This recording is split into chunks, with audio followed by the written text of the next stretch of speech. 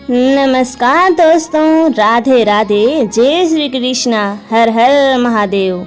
आज हम सुनने जा रहे हैं श्रावण मास महात्म्य अध्याय 23 कृष्ण जन्माष्टमी व्रत का वर्णन।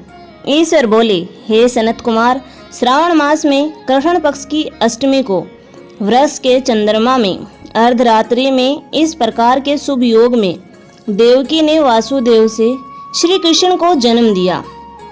भारत के पश्चिम प्रदेशों में युगादि तिथि के अनुसार मास का नामकरण होता है, अतः श्रावण कृष्ण अष्टमी को भाद्रपद अष्टमी समझना चाहिए। सूर्य के सिंह राशि में प्रवेश करने पर इस श्रेष्ठ महोत्सव को करना चाहिए। सप्तमी के दिन अल्प आहार करें। इस दिन दंत धावन करके उपवास के नियम का पालन करें और जितेंद्रिय होकर रात में शयन करें। जो मनुष्य केवल उपवास के द्वारा कृष्ण जन्माष्टमी का दिन व्यतीत करता है, वह 7 जन्मों में किए गए पापों से मुक्त हो जाता है, इसमें संदेह नहीं है। पापों से मुक्त होकर गुणों के साथ जो वास होता है, उसी को सभी भोगों से रहित उपवास जानना चाहिए। अष्टमी के दिन नदी आदि के निर्मल जल में तिलों से स्नान करके किसी उत्तम स्थान में देवकी का सुंदर सूती का ग्रह बनाना चाहिए, जो अनेक वर्ण के वस्त्रों, कलशों, फलों, पुष्पों तथा दीपों से सुशोभित हो और चंदन तथा अगरू से सुवासित हो। उसमें हरिवंश पुराण के अनुसार गोकुल लीला की रचना करें और उसे बाजों की ध्वनियों तथा नृत्य गीत आदि मंगलों से सदा युक्त रखें। उस ग्रह के मध्य में षष्ठी देवी की प्रतिमा सहित स्वर्ण, चांदी, ताम्र, पीतल, मिट्टी, काष्ठ अथवा मणि की अनेक रंगों से लिखी हुई श्री कृष्ण की प्रतिमा स्थापित करें। वहां 8 शल्य वाले पर्यंक पलंग के ऊपर सभी शुभ लक्षणों से संपन्न प्रसूतावस्था वाली देवी की मूर्ति रखकर उन सबको एक मंच पर स्थापित करें और उस पर्यंक में स्तनपान करते हुए सुप्त बाल रूप श्री कृष्ण को भी स्थापित करें। उस सूती का ग्रह में एक स्थान पर कन्या को जन्म दी हुई यशोदा को भी कृष्ण के समीप लिखें। साथ ही साथ हाथ जोड़े हुए देवताओं, यक्षों, विद्याधरों तथा अन्य देव योनियों को भी लिखें और वहां खड्ग तथा ढाल धारण करके खड़े हुए वासुदेव को भी लिखें। इस प्रकार कश्यप के रूप में अवतीर्ण वसुदेव जी, अदिति स्वरूपा देवकी, शेषनाग के अवतार बलराम, अदिति के ही अंश से प्रादुर्भूत यशोदा, दक्ष प्रजापति के अवतार नंद, ब्रह्मा के अवतार गर्गाचार्य, सभी अप्सरों के रूप में प्रकट गोपिका वृंद, देवताओं के रूप में जन्म लेने वाले गोपगण, कालनेमी स्वरूप कंस, उस कंस के द्वारा व्रज में भेजे गए वर्षासुर, वत्सासुर, कुवलिया, पीड़, केसी आदि असुर हाथों में शास्त्र लिए हुए दानव तथा यमुना दह में स्थित कालिया नाग, इन सबको वहां चित्रित करना चाहिए। इस प्रकार पहले उन्हें बनाकर श्री कृष्ण ने जो कुछ भी लीलाएं की हैं, उन्हें भी अंकित करके भक्ति परायण होकर प्रयत्न पूर्वक 16 उपचारों से देव की इस मंत्र के द्वारा उनकी पूजा करनी चाहिए। वेणु तथा वीणा की ध्वनि के द्वारा गान करते हुए प्रधान किन्नरों से निरंतर जिनकी स्तुति की जाती है, हाथों में भृंगारी, दर्पण, द्रुआ, दधि कलश लिए हुए किन्नर जिनकी सेवा कर रहे हैं, जो सैया के ऊपर सुंदर आसन पर भली भांति विराजमान है, जो अत्यंत प्रसन्न मुखमंडल वाली है तथा पुत्र से शोभायमान है, वे देवताओं की माता तथा विजय सूत सुता देवी देवकी अपने पति वासुदेव सहित सुशोभित हो रही है। उसके बाद विधि जानने वाले मनुष्य को चाहिए कि आदि में प्रणव तथा अंत में नमः से युक्त करके अलग अलग सभी के नामों का उच्चारण करके सभी पापों से मुक्ति के लिए देवकी, वासुदेव, वासुदेव, बलदेव, नंद तथा यशोदा की पृथक पृथक पूजा करनी चाहिए।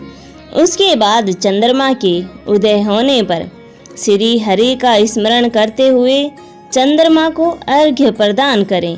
इस प्रकार कहना चाहिए, हे क्षीर सागर से प्रादुर्भूत, हे अत्रि गोत्र में उत्पन्न आपको नमस्कार है। हे रोहिणी कांत, मेरे इस अर्घ्य को आप स्वीकार कीजिए। देवकी के साथ वासुदेव, नंद के साथ यशोदा, रोहिणी के साथ चंद्रमा और श्री कृष्ण के साथ बलराम की विधिवत पूजा करके मनुष्य कौन सी परम दुर्लभ वस्तु को नहीं प्राप्त कर सकता। कृष्णाष्टमी का व्रत 1 करोड़ एकादशमी व्रत के समान होता है।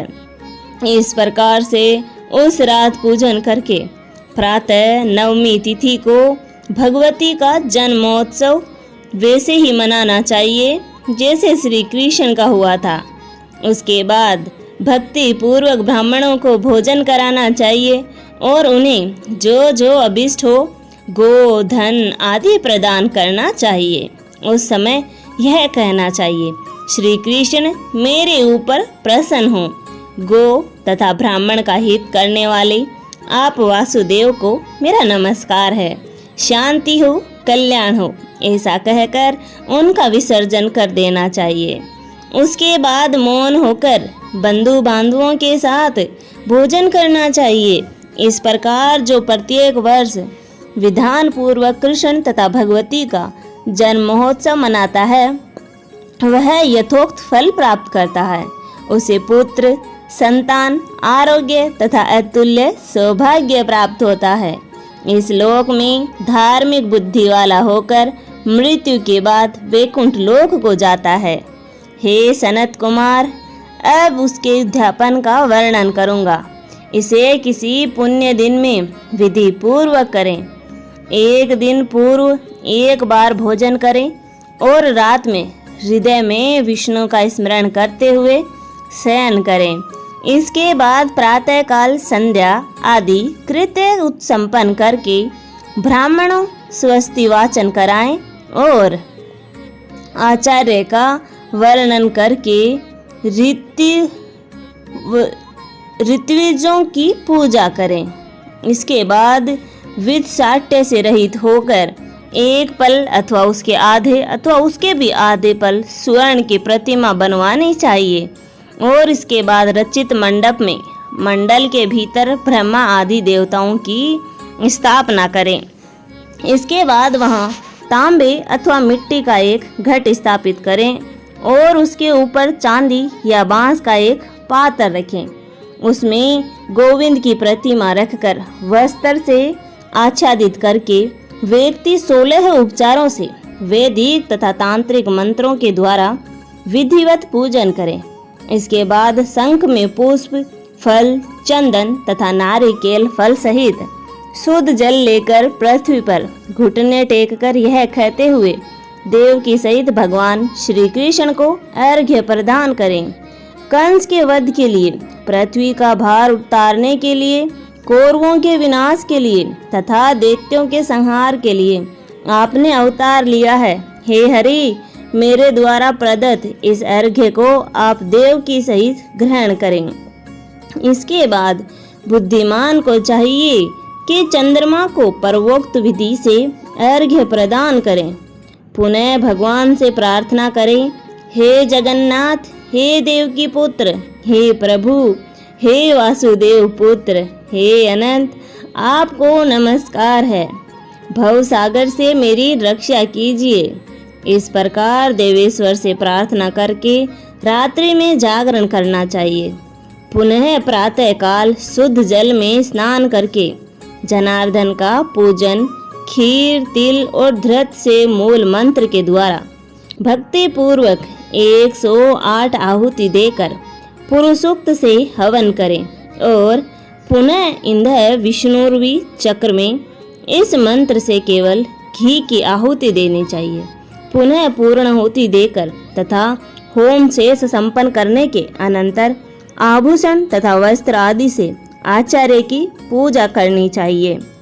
उसके बाद व्रत की संपूर्णता के लिए दूध देने वाली सरल स्वभाव वाली बछड़े से युक्त उत्तम लक्षणों से संपन्न, सोने की सींग, चांदी की खुर, कांसे की दोहिनी, मोती की पूंछ, तांबे की पीठ तथा सोने के घंटे से अलंकृत की हुई एक कपिला गो को वस्त्र से आच्छादित करके दक्षिणा सहित दान करना चाहिए। इस प्रकार दान करने से व्रत संपूर्णता को प्राप्त होता है। कपिला गो के अभाव में अन्य गो भी दी जा सकती है। इसके बाद ऋत्विजों को यथा योग्य दक्षिणा प्रदान करें। इसके बाद 8 ब्राह्मणों को भोजन कराएं और उन्हें भी दक्षिणा दें। पुनः सावधान होकर जल से परिपूर्ण कलश ब्राह्मणों को प्रदान करें और उनसे आज्ञा लेकर अपने बंधुओं के साथ भोजन करें। हे ब्रह्मपुत्र, इस प्रकार व्रत का उद्यापन कृत्य करने पर वह बुद्धिमान मनुष्य उसी क्षण पाप रहित हो जाता है और पुत्र पौत्र से युक्त तथा धन धान्य से संपन्न होकर बहुत समय तक सुखों का उपभोग कर अंत में वैकुंठ को प्राप्त होता है। इस प्रकार श्री स्कंद पुराण के अंतर्गत ईश्वर सनत कुमार संवाद में श्रावण मास महात्म्य में कृष्ण जन्माष्टमी व्रत कथन नामक 23वां अध्याय पूर्ण हुआ। धन्यवाद दोस्तों। सभी भक्तजन एक साथ बोले हर हर महादेव। आशा करती हूँ आपको मेरी दी हुई जानकारी पसंद आती होगी। ऐसी ही जानकारी प्राप्त करने के लिए आप हमारे चैनल को लाइक, शेयर एंड सब्सक्राइब करना ना भूलें। धन्यवाद।